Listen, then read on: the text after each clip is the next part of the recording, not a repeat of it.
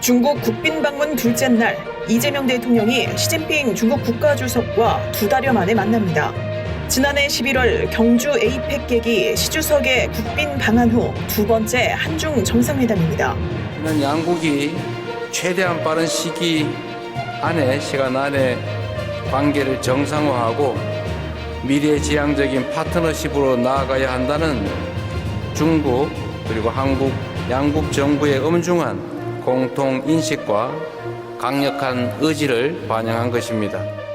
당시 정상회담에서 한중 관계 복원에 초점이 맞춰졌다면 이번 회담에선 한 발짝 더 나아간 양국 간 긴밀한 현안이 다뤄질 걸로 보입니다.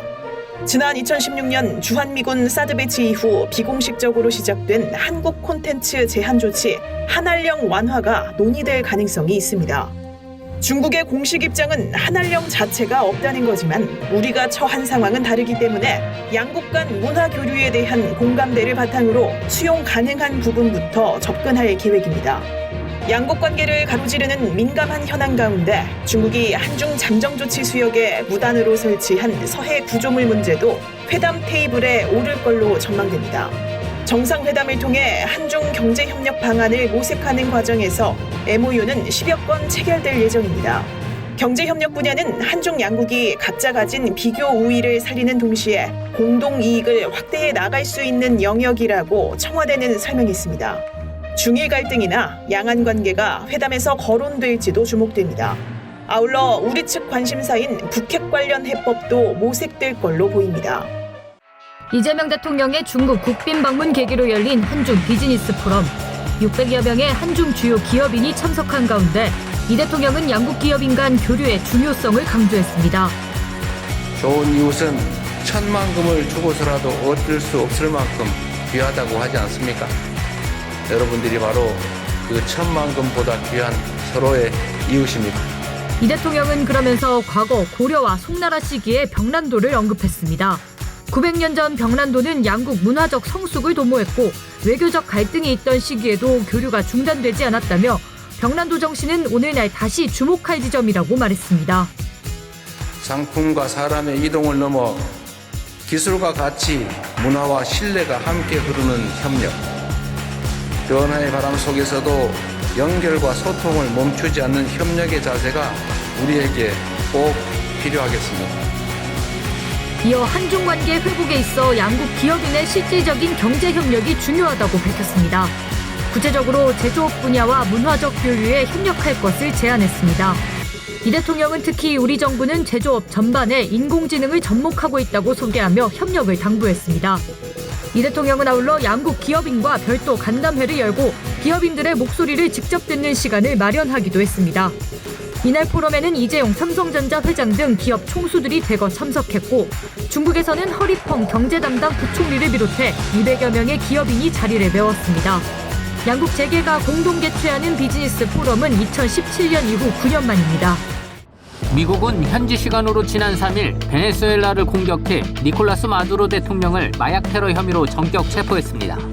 이후 트럼프 대통령은 안전하고 적절한 정권 이양이 이뤄질 때까지 미국이 베네수엘라를 운영하겠다고 밝혔습니다.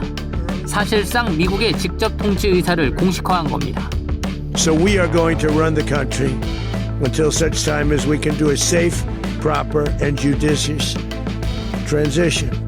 트럼프 대통령은 미국 함대가 베네수엘라 인근 해상에서 대기태세를 유지하고 있다며 지상군 투입 가능성도 시사했습니다.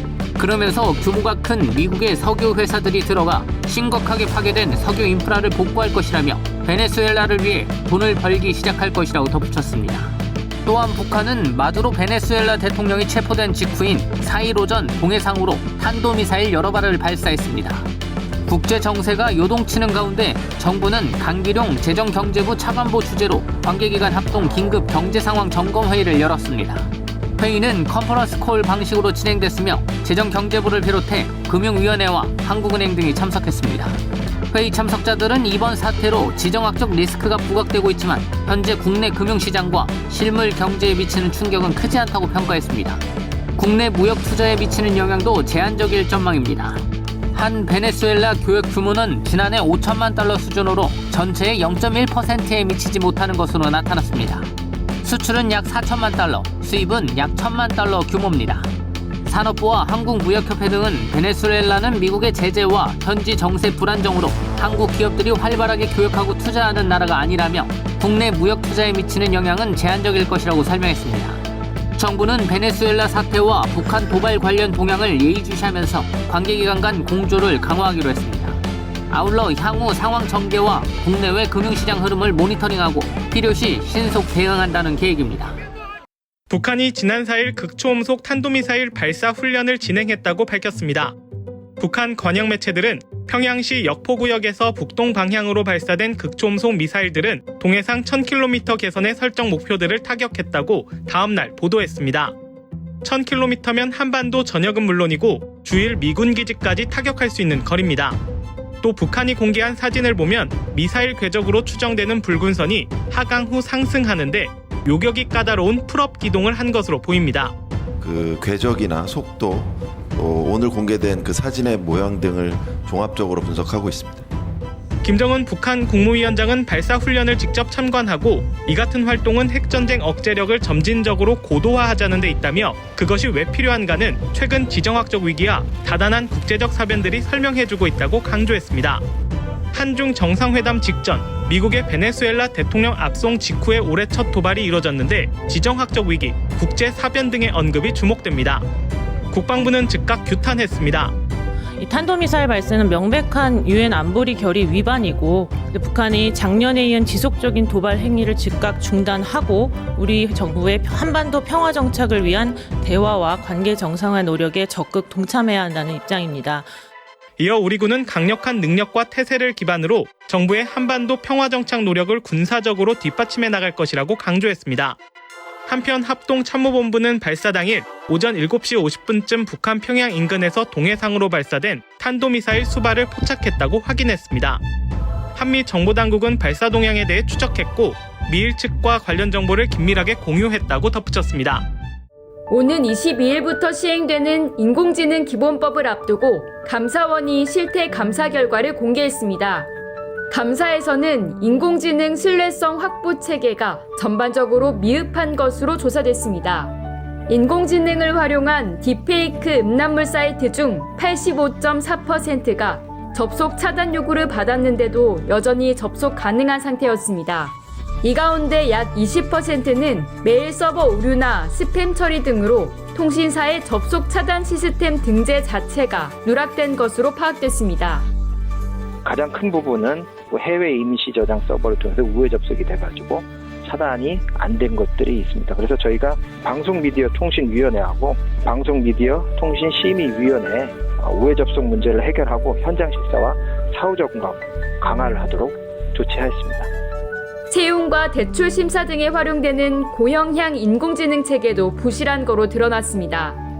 고형량 인공지능이란 생명과 안전 등 기본권에 중대한 영향을 미치거나 위험 초래의 우려가 있는 인공지능 시스템입니다. 인공지능 판단 결과를 단순 참고 자료로 활용할 경우에도 고형량으로 분류돼 기업에 과도한 부담을 주고 있는 것으로 확인됐습니다. 위험 징후를 감지할 수 있는 지능형 CCTV 등도 성능이 떨어지는 것으로 나타났습니다. 학습 데이터가 불완전해 어깨동무한 사람을 싸움 상황으로 인식하는 등 실제 탐지 정확도가 12에서 52%대에 불과했습니다.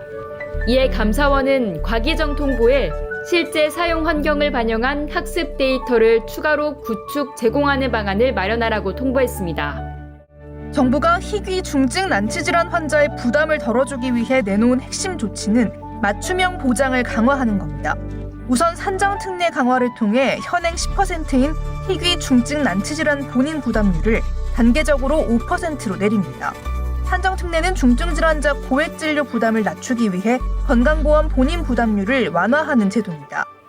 질환별 의료비 부담 수준, 건강보험 재정 등을 고려하여 구체적인 인하 방안을 상반기 중에 마련하고 건강보험 정책심의위원회 의결을 거쳐 하반기부터 시행할 수 있도록 하겠습니다. 또 이번 달부터 선천성 기능성 단장 증후군을 비롯한 70개 희귀 질환을 산정 특례 적용 대상으로 확대하기로 했습니다.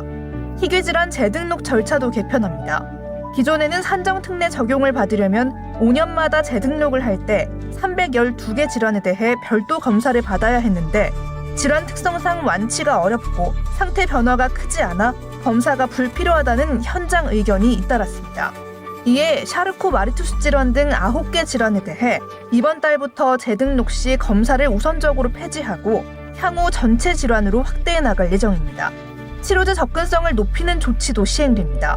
올해 상반기부터 희귀질환 치료제의 건보 등재 기간을 대폭 단축하고 치료제를 구하는 데 어려움이 없도록 공적 공급을 강화합니다. 그동안 환자들이 해외에서 직접 구매해야 했던 자가 치료용 의약품을 긴급 도입 품목으로 전환할 예정입니다. 이 밖에 저소득층 지원 확대를 위해 내년부터 희귀질환자 의료비 지원 사업 대상자 선정 시 부양의무자 기준도 단계적으로 폐지할 계획이라고 복지부는 밝혔습니다. 국토교통부가 기존의 규제로 인해 실증이 어려웠던 스마트 도시 서비스 2건에 대해 규제 특례를 승인했습니다. 먼저 생활 숙박시설 1개 객실 운영 허용을 위한 온라인 플랫폼 실증 사업에 대한 규제 완화입니다. 개별 객실 소유자가 온라인 플랫폼을 통해 직접 숙박업을 운영할 수 있도록 공중위생법상 특례를 부여하는 겁니다. 기존의 생활 숙박시설 숙박업 신고를 하기 위해선 건물 일부만 등록할 경우 객실 수가 30개 이상이어야 하고 1개 객실 단위 영업 시 미신고 불법 영업으로 처벌이 가능했습니다. 여기에 더해 접객대 설치 의무도 면제됩니다. 공중위생과 안전관리 우려에 대해서는 온라인 플랫폼 기반의 실시간 모니터링과 주체별 책임을 명확히 하고 정기적 위생 안전 점검을 통해 철저히 관리할 방침입니다. 기존의 생활 숙박시설 숙박업 사업자 등 이해 관계자에게 미치는 영향을 고려해 지역과 규모, 운영 방식 등은 관계부처와 협의를 통해 확정해 나가기로 했습니다. 이번 실증 사업을 통해서요, 숙박업 신고 기준을 충족하지 못해서 영업 신고가 불가능했던 소규모 생숙 소유자들에게는 합법적인 운영 기회를 제공하고 미신고에 따른 시장 혼란 같은 것들을 줄이고 유휴 숙박 자원을 적극적으로 활용하는 데 국토부는 우범 지역에서 범죄 예방 목적을 위해 한정된 스마트폰에 한해 타인 간의 대화가 포함된 음성 녹음도 허용하기로 했습니다. 현행법상 타인 간의 대화 녹음과 청취는 통신비밀보호법 위반 소지가 있지만 즉각적인 범죄 예방을 위한 안전 서비스 실증을 위해 특례가 적용됐습니다. 이를 통해 별도의 앱 설치 없이 QR 스캔이나 웹 자동 연결 번호로 전화할 경우 이동형 CCTV와 비상벨 역할을 해 현장 영상과 음성, 위치를 도시통합운영센터로 실시간 전송할 수 있게 됩니다. 국토부는 생활 밀착형 혁신제도 기술이 실증될 수 있도록 규제 발굴을 지속해 나갈 것이라고 밝혔습니다. 중소벤처기업부가 6일부터 27일까지 창업 패키지 딥테크 특화형 공모를 시행한다고 밝혔습니다. 창업 패키지는 멘토링, 투자유치 등 창업 지원 프로그램과 사업화 자금을 지원하는 사업입니다. 창업기업 업력에 따라 예비 창업 패키지, 초기 창업 패키지, 창업도약 패키지 3단계로 구성됩니다. 이번에 공고하는 딥테크 특화형은 빅데이터 AI, 바이오 헬스, 미래 모빌리티, 친환경 에너지, 로봇 등 5대 분야를 중심으로 진행되는 사업입니다. 초기 창업 패키지 100개사와 창업도약 패키지 75개사를 선발하고 각각 최대 1억 5천만 원과 3억 원을 지원할 방침입니다. 25년 추경 때 신설이 됐고 본 사업으로 들어간 건 26년이 처음입니다. 창업 패키지에서 수요가 많았던 딥테크 5대 분야를 중심으로 프로그램이나 지원 금액을 좀 차별화해서 지원하기 위해서 저희가 신설을 했고요. 올해 창업 패키지에는 지역 우대 정책도 도입됐습니다. 비수도권 창업기업은 지역 유형에 따라 기존 30% 수준이었던 자부담률을 최대 10%까지 완화해 정부 지원을 늘릴 계획입니다.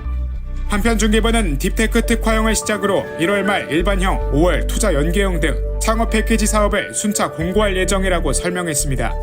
신청 접수는 K-스타트업 누리집에서 가능합니다. 전국에서 고병원성 조류 독감 발생이 잇따르고 있습니다. 이번 동절기 가금농장 30건을 비롯해 야생조류에서도 23건 발생했습니다. 이번 시즌에는 국내 처음으로 야생조류와 가금농장에서 3가지 유형의 바이러스가 검출됐는데 이 중 H5N1형은 예년보다 감염력이 10배 넘게 높은 것으로 확인됐습니다. 이에 중수부는 5일 관계기관과 방역 상황을 점검하고 방역 조치를 강화하기로 했습니다. 먼저 산란계 추가 발생을 막기 위해 전국 산란계 농장에 대해 16일까지 특별관리에 나섭니다. 2주간 농장 전담관을 1대1로 배치해 축산 차량의 농장 출입을 통제하고 방역사항 위반 여부를 집중적으로 살핍니다. 경기와 충남, 충북 등 추가 발생이 우려되는 3개 권역과 11개 지역에 대해서는 특별 방역단을 파견합니다. 14일까지 전국 일제 집중 소독 주간으로 지정해 철새도래지 주변 도로와 주변 가금 농장 등에 대해 매일 2회 집중 소독을 실시합니다. 알 운송과 분뇨 처리를 위해 출입하는 위험 축산 차량에 대해서는 16일까지 불시 검사를 통해 관리를 강화합니다. 정부는 발생이 많은 지역에서는 지역 재난안전대책본부를 통한 전담 관리에 나서줄 것을 당부했습니다. 지역 재난안전대책본부를 만들었고 이 지역 재난안전대책본부에서 우리 농가를 1대1로 관리하는 이런 체계를 지금 시도를 하고 있습니다. 이것이 상당히 효과를 내고 있다고. 정부는 생산자 단체와 함께 방역 캠페인을 실시하는 한편 농가의 자율방역 유도를 위해 특별 예찰에도 나섭니다. 최근 농가에 외국인 근로자가 많아진 만큼 외국어 방역 수칙 자료를 통해 지도를 강화합니다. 급여 삭감이나 직원의 휴직을 통해서라도 고용을 유지한 사업주에게 지급되는 고용유지지원금. 통상 사업주가 직원에게 지급한 보수의 3분의 2까지 정부가 지원합니다. 다만 고용 상황이 각별히 어려운 지역과 업종의 경우 지원금 한도가 90%까지 인상됩니다. 정부가 이와 같은 지원금 인상 대상을 전국으로 확대할 수 있는 길을 열어뒀습니다. 지난 팬데믹처럼 고용 상황이 전국적으로 악화할 가능성에 대비한 조치입니다. 전국적인 고용 위기 시에도 확대 지원을 할 수 있는 법적 근거를 마련했다. 거기에 의의가 있는 걸로 보시면 됩니다. 휴직과 휴업 여부에 따라 달랐던 지원 요건도 단순해집니다. 이를 통해 지원 대상 기업이 늘고 더 많은 노동자가 혜택을 볼 것으로 기대됩니다. 지원금 신청 기한도 연장됩니다. 휴직이나 휴업 등 고용 유지 조치 종료 후 1개월 이내에서 3개월 이내로 늘어납니다. 정부는 이 같은 내용의 고용보험법 시행령과 시행규칙 개정안을 입법 예고한다고 밝혔습니다. 전북 전주시 선호송동에 있는 전주중앙성당이 국가등록 문화유산으로 등록 예고됐습니다. 중앙성당은 1956년에 건립된 성당으로 우리나라 최초의 자치교구 주교자 성당입니다. 주교자 성당은 교구의 중심이 되는 성당으로 교구장 주교자가 있는 성당을 뜻합니다. 중앙성당은 현재까지도 주교자 성당의 지위를 유지하고 있습니다. 이번 국가등록 문화유산 등록 예고에서는 건축사적 가치가 높게 평가됐습니다. 대한건축사협회 전라북도 건축사회 초대 회장을 지낸 건축가 김성근이 설계에 참여한 사실도 확인됐습니다. 그때 당시에 설계가를 확인할 수 있는 성당이 몇 개 없는데 56년에 건립되었음에도 불구하고 건축가가 확인되고 있는 점, 최초의 설계 도면이 남아있다는 점, 이런 것들이 큰 가치가 있다고 했습니다. 성당 내부에는 기둥을 두지 않고 지붕 위에 독특한 목조 트러스를 활용해 넓은 예배 공간을 확보했습니다. 이는 당시 건축기술 수준을 확인할 수 있는 구조적 특징으로 기존에 등록된 다른 성당 건축과도 차별성을 갖습니다. 국가유산청은 종탑상부 조적기법과 지붕 목조 트러스, 원형창호와 출입문 등을 필수 보존 요소로 권고했습니다. 이 요소들은 유산의 가치를 유지하기 위해 반드시 보존해야 하는 부분입니다. 이를 변경할 경우 국가유산청에 신고하거나 허가를 받아야 합니다. 국가유산청은 30일간의 등록 예고 기간 동안 국민 의견을 수렴한 뒤 국가등록 문화유산 등록과 필수 보존 요소 지정을 최종 확정할 계획입니다.